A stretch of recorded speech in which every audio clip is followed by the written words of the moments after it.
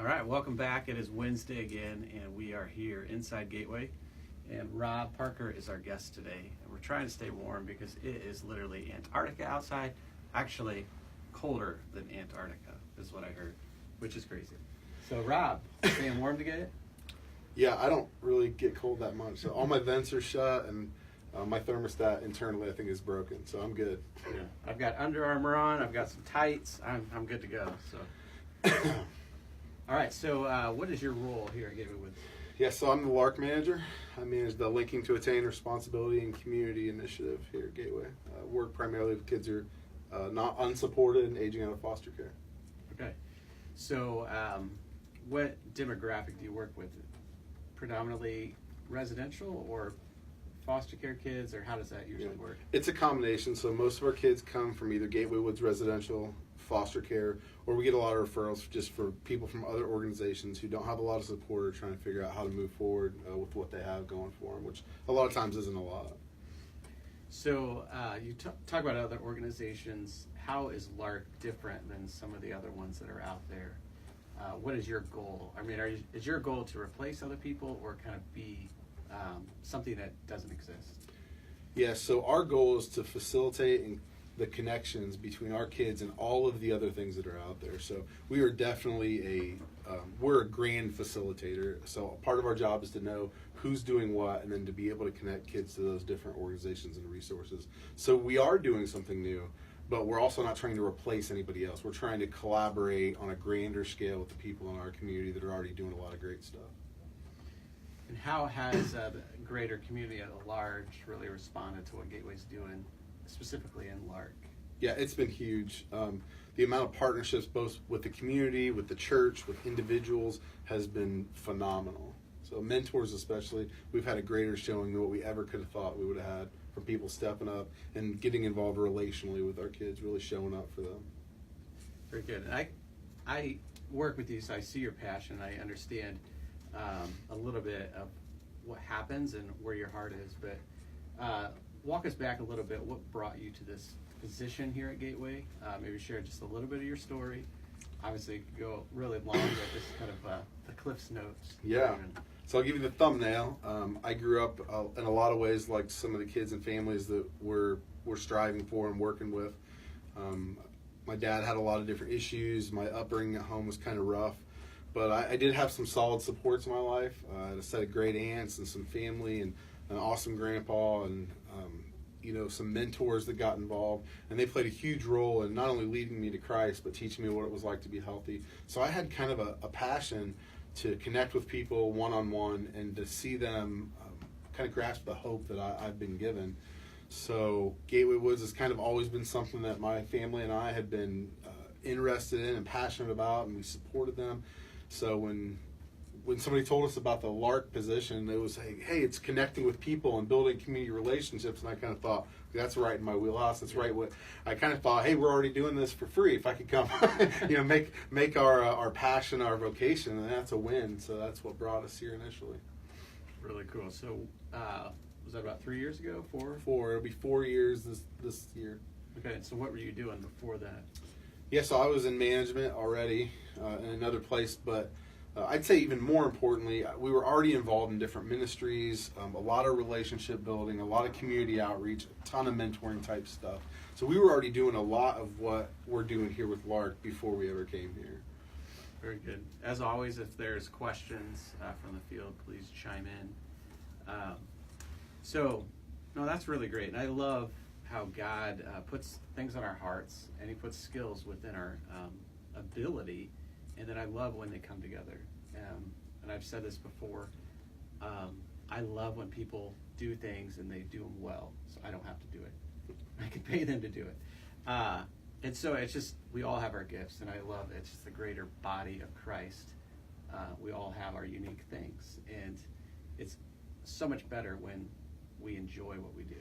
And it's not like, it's just like, oh, I have this skill set, but I don't really enjoy it. I don't see that from you. Hopefully people don't see that from me.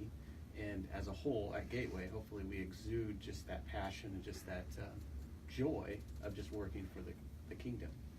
And so I see that with LARC, and it's really exciting, but I also see that too with the mentors, the community partners. They can jump on and use their skill sets, their talents, their gifts to help the greater need, or the people that don't have it, or maybe we're just in a tough place. We've all could rewind our life. We haven't always had it put together. We don't have it put together necessarily today, but we need each other. We need that greater good to help us. And so I love that. And that's really what LARC is. Yeah, I have a fantastic team, but if we were to do it all on our own, we can only reach so many kids. But if we can equip and inspire our community and our churches to get involved, and that really gets spread around, it can go so much farther. And it's really just neat to watch that. Kind of like you said, I can only do so much, but if I get other people to get involved, then we are just a lot better together. It's the way that we were created, is to do it in partnership with each other. Yeah, very good. So people can't see it, but looks like there's some stuff happening in this room. This used to be my old office. It used to be Ross's office. Name drop. Before that, I think it was a school. This room has served a lot of different things. So talk about a little bit what's happening. Obviously, LARC is growing. So, yeah, we are growing. Our primary responsibility, our primary goal, is to take kids who are unsupported, who don't have connections, who don't have a lot of people investing, getting them connected to their relationships and the resources they need to be independent in a way that's healthy, in a way where they can grow. They can be the absolute best version of who God created them to be. And part of that means we have to be out there in the community. Yeah. So we've hired another coordinator. We're kind of expanding in that area. But one of the things we seen early on was we can get kids connected with mentors, and we can get them connected with jobs and church communities and school educational plans and all of these different things. But if they don't have a place to land, it's kind of hard for them not to fall through the cracks, not to feel vulnerable, not to kind of give up some of the ground they've gained because they don't have a safe place to go. So that's something we realized early on, and I'm thankful to work for an organization who doesn't just identify a need, they try to meet that need as God gives us the ability to do so. And one of the things we decided on is we're going to provide some transitional living for kids that are aging out of the system, who are unsupported, who just need a little, some more community. So we found a place. We're working on kind of developing this. Hopefully by summer, we'll be able to start taking kids who are otherwise would be getting spit out into different situations, put them in a spot where we feel like there's a great deal of independence, but there's also a great deal of community with each other. So because of that, we're changing a lot of the space here. We're planning for some space down there. We're ripping out some walls, and right behind me, you wouldn't want to see that. I made a mess in there today. But yeah, so that's the big thing of what's happening. That's kind of the big focus right this second. Yeah. I love watching HGTV and just like where they just tear something down and then they build it back up. Yeah. And so I think a lot of times God does that in our lives. It's like we don't like the middle, the beginning. Sometimes we don't like the end, but when we actually can step back and see what God is doing, it's a beautiful thing. And so it might be kind of frustrating now because you don't see the whole picture, but take hope that God is in this, and He is using you, your team, and He's just really making those lives better. And so I think that's a really good thing. So yeah, we kind of grew up in the same area, and we're not too far different age, right? I didn't know much about you. It's just amazing that we have different circles, but then God brings us together. And so I just appreciate you, your heart, and I've mentioned that before, and your family. And so I just want to encourage you to keep up the good fight. I appreciate that. You know, one of my favorite parts of getting to do what we do is getting to know kids who otherwise we wouldn't rub shoulders with, we wouldn't get to know them. And it's so easy to look at these kids and see where they're at and make like these quick snap judgments on them. One of the things I love about serving at Gateway Woods is we do try to help them tear out some of that old stuff. But what's there underneath that? I mean, we've got some of the most intelligent, artistic, creative, funniest, coolest kids you'll ever meet in your life. And we get to like every day just get to know these kids, get to build relationships with them. My wife Sierra and I, our kids, have gotten the opportunity for us on a personal level. And you know, I'd encourage for those that are going to see this and hear this, there's going to be kids like this in your own communities. Find ways to interact, find ways to get to know them, to encourage them, to be a friend. That's really all it is. What sets us all apart is really just it's the blood of Christ is all that makes anything different. If we can be the bearers of hope, if we could bring a message of hope, that there's hope for transformation and for change and for a future, man, what a great opportunity we have. Getting to do that here is really cool. Yeah. So we've heard a lot about what you love about your job. What kind of gives you anxiety or pause? Yeah, having to send kids out into the world unprepared. is I've lost literal sleep over that. Just Yeah. before we positioned ourselves to where we could really start working towards Willowbridge, towards transitional housing. It was an idea of like, we don't know what we're going to do. We came as far as we can come, and now it's time for them to go out knowing they don't have what they need. The other portion of it, I think, is knowing that kids are being surrounded by adults who are unhealthy. That is a hard truth for me, that a lot of kids have parents who are not equipped or not well-meaning or not capable of actually being parents, and sometimes that's where they end up. That's super hard to watch. Yeah, no, for sure. But I love the scripture, just like Apollos and Paul, they do their parts, we do our parts, but God does the increase. And it's just, we have to really kind of release that at some point and just trust that God's got this. As frustrating as it might be, and as humans, we are very flawed and we're full of sin, and we have our bents toward self-preservation.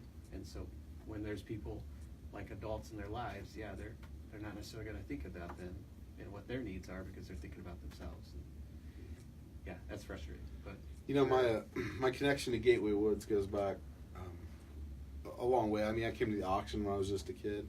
My grandpa, Ralph Steffen, was part of the groundbreaking on the very first house here on campus. So for a long time, back then, I'd go to the auction with my aunts as an 8-year-old boy, and it was all quilts. Definitely a different feel now. It's so much fun for the family and for kids. Yeah. But I look back and I think we've built a real legacy of doing everything that we can to meet kids where they're at. Mm-hmm. And because of what Gateway's established through LARC, one of the things we've been able to do is kind of facilitate the connection with those healthy adults. So even when we do watch them go into like situations that are less than ideal, we know that they're not going alone, and that is a huge difference. Watching how God brings together the right people, putting them with the right kids at the right time, has been such an encouragement to us. It's amazing to watch that and just realize that no matter where we're at or what we're going through, like there's a God in heaven who cares about even the intimate details of our lives. That's awesome. Amen. Any questions? I have some comments. Okay. My mom said she's enjoying the video. Jennifer Stemmen said, "What a great ministry." And Aaron Miller said, seems like they've come a long way from when I was at Gateway Woods. So, what year were you here, Aaron? Yeah, go ahead. Yeah, Aaron, when were you here? I was just curious when she was here. Yeah, so you talked about Willowbridge. I think we'll probably address that later once we have more details, and maybe we can go on site once it's a little warmer and see some of the action that's happening there. So how can people be involved? You talked about mentorship, obviously prayer. What are some needs of the LARC, specifically the LARC program? Yeah, we covet your prayers more than anything else. There's a lot of moving pieces. There's a lot of really hard stuff that we're working with our kids, with our friends. So yeah, your prayers, support as far as, we always appreciate, financial support, just the relational aspect of it. Mentors, like maybe somebody who would be a good mentor. Maybe you have a business, or a manager or a business owner who would be willing to give kids a shot. That kind of thing is really important. Maybe you're like, I'm not in a place where I can really do mentoring right now, but I could give a kid a ride to school or to work. Once Willowbridge gets up and running, we're going to need a lot of transportation resources. Maybe you could teach somebody how to change their oil.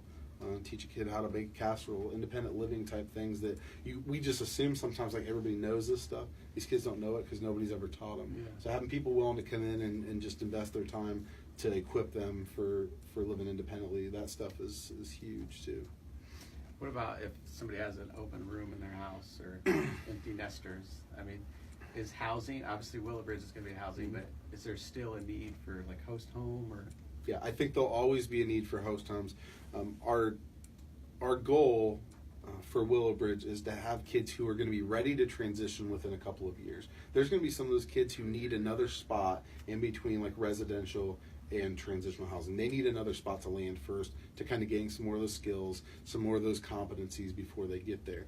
So yeah, host homes, we kind of serve as a support for them. So let's say somebody shows up and says, I got a spare room, I'd love to extend it. We then become kind of the support for you. Like you have questions, you want to set up kind of a goal list of like, this is what you'll be working on while you're here. These are kind of some of the rules and expectations. We work with a lot of people doing that stuff. And it seems like a big thing, and it is a big thing, but believe me when I tell you that the impact that our host families have had has been significant. Mm-hmm. Yeah, and I think it's just the kids here, being a house parent, I mean, they're 6 to 18 months, maybe shorter if it doesn't work out. And it's like, that's a real opportunity to share just love and to show what a family, how God intended, just a husband and a wife working together, and kids, maybe they don't get that at home. And so a host family can be an extension of that. Again, just sharing the love of Jesus and just showing just a safe environment, because I think that is a big challenge too. And I think that's one of the big things of Willowbridge is safety, not only physically but spiritually, emotionally, because I look at my own kids and like it could be dark in a hallway and they're like, or even the lights on, and Josiah wants me to go with him. It's just for whatever reason there's just a fear or something there. But then I go with them. I'm pretty short, but he feels safe in my arms or me walking with him. Does that make sense? And so I think with a host home or Willowbridge or the extension of just showing love, there's safety there. And I think it doesn't matter how tough a kid is, we all are vulnerable at times or we have fears. And it's nice to have that assurance to know that we're safe and that somebody cares about us.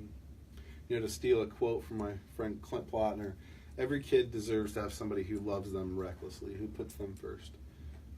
And I don't know where I would be if people didn't show up in my life. Like, I look at where I'm at in Christ and where I'm at just in building LARC and all the different things that we're doing. I think we do indeed stand on the shoulders of giants, the people that invest into us. I think they do it with the hope that they will one day pour into other people. And that's the cycle. I mean, 2 Timothy 2:2, you know, whatever you've seen in me and heard from me in the presence of many witnesses, pass them on to others who then can teach them to faithful men. It's the end of our mission statement, you know, those then who may bless others. You know, we want the kids and the families that we work with, that we build relationship with, to ultimately be able to go into their own communities and make a huge impact for Christ and for the kingdom.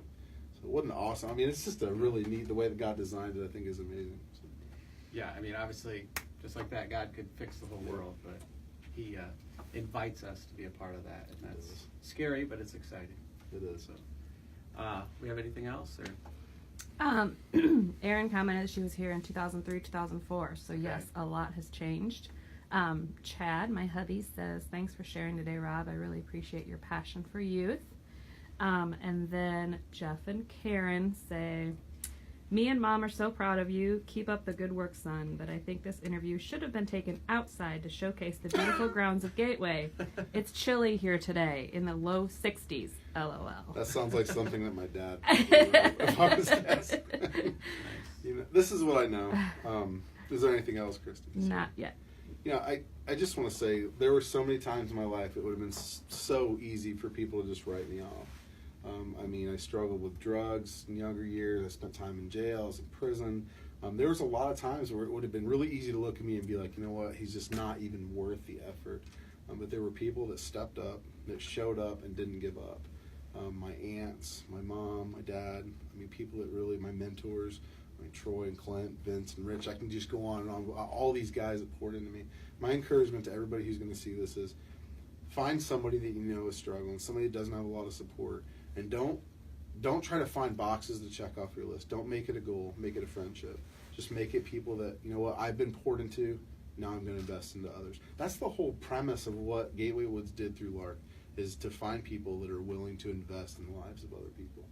It's that simple. And I think we can find a biblical root in that. Jesus himself, that's what he did. He poured into a handful of ragamuffin nobodies. And the world, because of that small group, this world will never be the same. That's what we're trying to do. When people say, what's the goal? It's change the world. We can do it. Willow says, hi, Dad. Kids, why aren't they at school? Oh, yeah, negative 15, that's right. Hi, Willow. Very good. So, I think, is there anything else you want to share? I think that's it, man. All right. Well, appreciate you guys watching today. Hopefully you're warm by a fireside or with some coffee. I think I'm going to go back home and get warm. But anyway, just really appreciate your support, just whether it's live or after the fact. But this is our opportunity to just really kind of look inside Gateway, because there's a lot of people, a lot of things that are happening that we want to have just a little flashlight into kind of our corners, if you will. And so next week, hopefully we are going to it's February, it's a new month. We don't really necessarily have a theme yet, but just, again, want to keep peeking inside Gateway. So we'll see you next week. Thanks.